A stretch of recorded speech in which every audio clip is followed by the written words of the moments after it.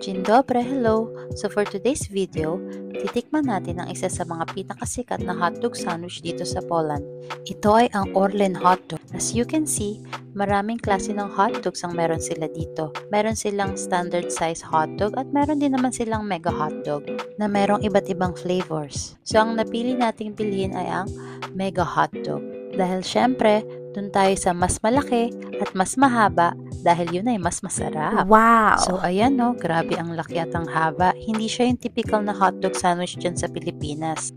Kaya tikiman na!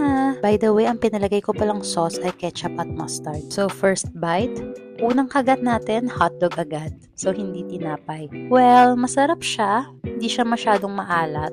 Tapos flavorful naman siya, tsaka lasang-lasa mo yung pepper sa loob ng hotdog.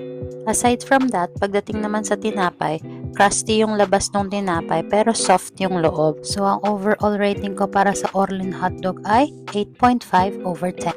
So hanggang dito na lamang, kita-kits ulit tayo sa next food trip. At kung nagustuhan mo ang video na ito, huwag kalimutang i-like at i-share. At kung hindi ka pa nakasubscribe sa aking YouTube channel, subscribe na. Yun lamang, bye!